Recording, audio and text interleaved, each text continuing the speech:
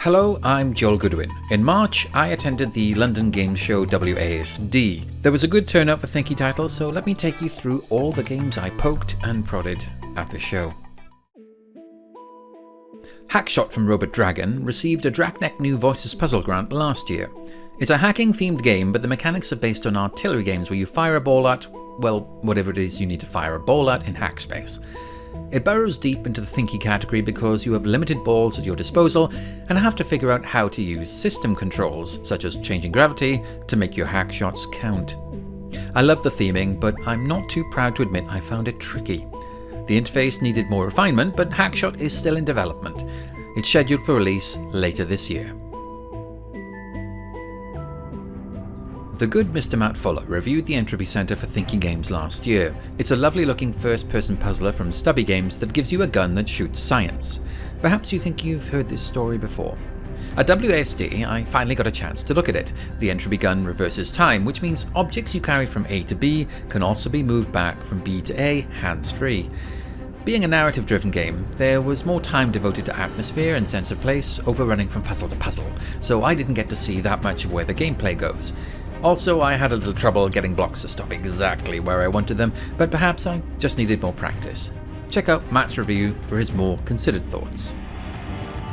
Mindthunk's Ctrl Alt Ego starts out like the worst first-person shooter you've ever played, but then becomes deeply weird. It seems you're a disembodied consciousness with the power to take over different computer systems. At WASD, I played it for a while and felt that I'd barely scratched the surface of Ctrl Alt Ego. I'm not exactly sure what category of game it belongs to because you might consider it an immersive sim, but I don't recall any immersive sim that played like this. The graphics are not groundbreaking, but the game design might be. I was excited to play more. It came out last year, so I don't know what my excuse is. Sculpting has been described as the act of removing material to reveal the art sealed within it. In Richard Sheriff's The Farnese Hercules, you are a great sculptor who must literally look into the material to discern what must be removed.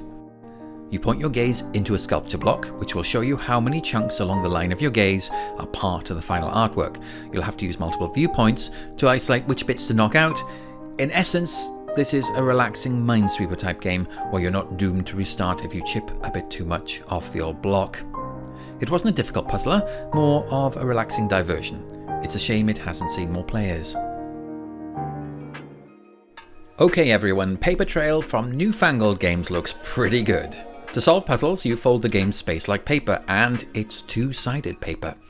I had expected Paper Trail Smarts to be skin deep when it came to the puzzles, but was surprised to discover it was no pushover.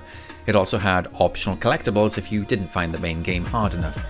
I only managed to collect one of them. Even though Paper Trail was buried at the back of the main hall at WASD, it was wildly popular with the visitors. Expect this will do very well when it goes on sale. Paper Trail is scheduled for release this year and will also be available to Netflix subscribers. Tendy Robot Gardener by Michael Schmidt and TJ Richardson is one of the games from last year's Cosmos 9 bundle. You have to tend to a garden, growing plants and removing pests, but you have to solve each level with just 9 actions. The actions pop up in a randomized order, so you've got to figure a way through somehow.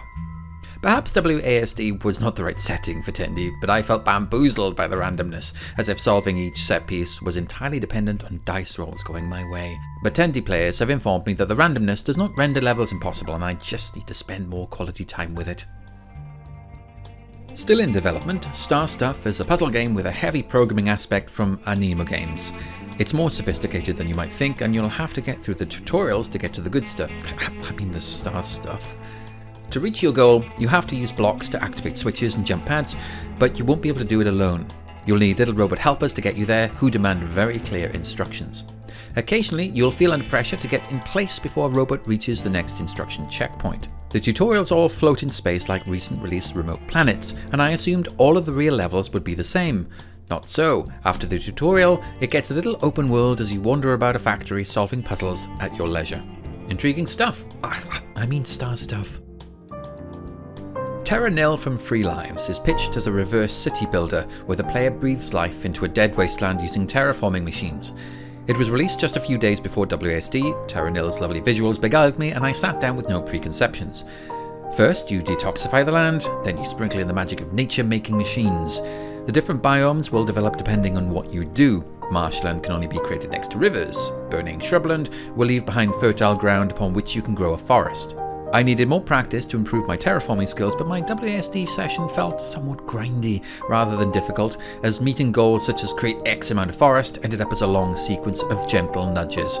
It would be wrong to assume, however, that Terra Nil is just about busy work. It is possible to fail a Terra Nil map if you screw up your resources.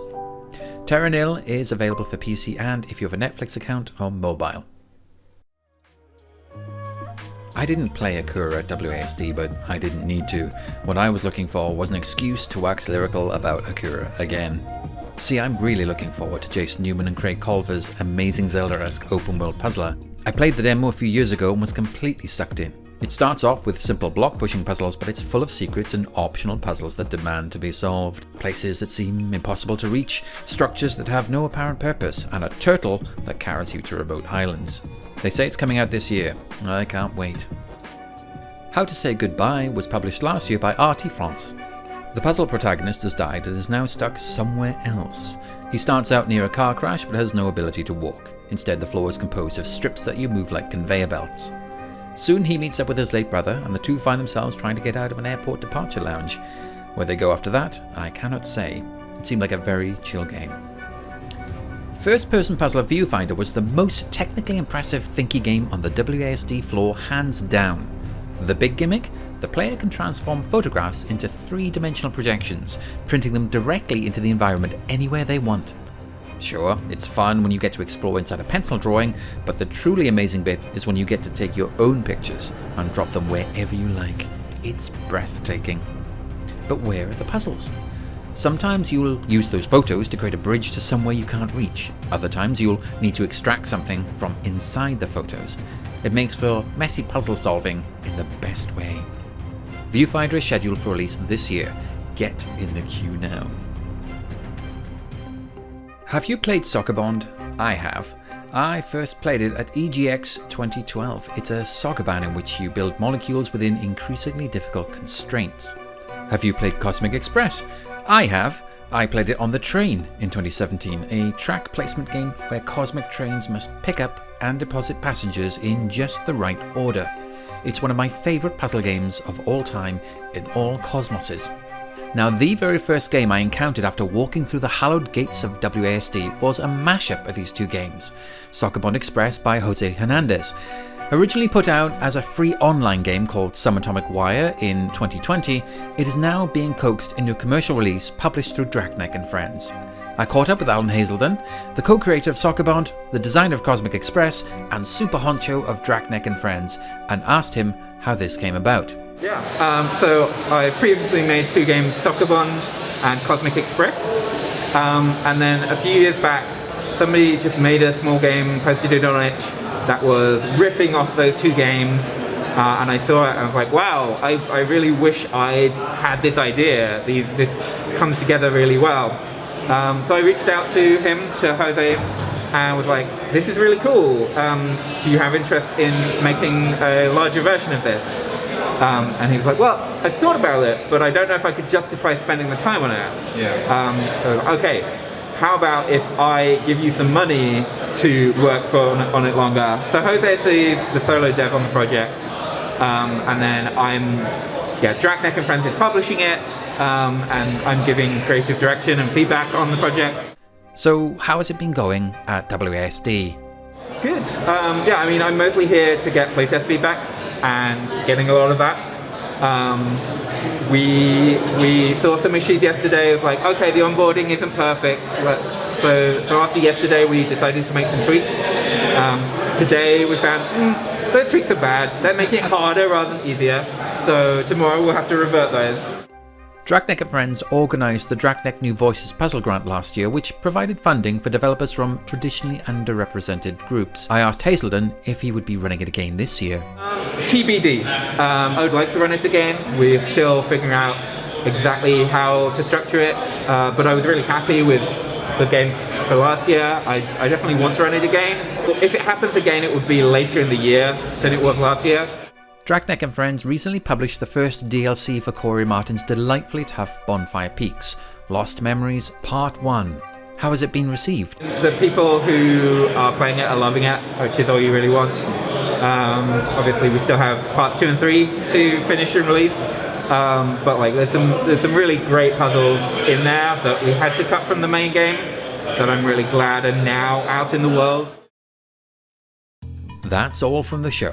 If you enjoyed this, please consider subscribing to our channel by hitting that big yellow button. Otherwise, I'll see you on the next Thinky Games stream.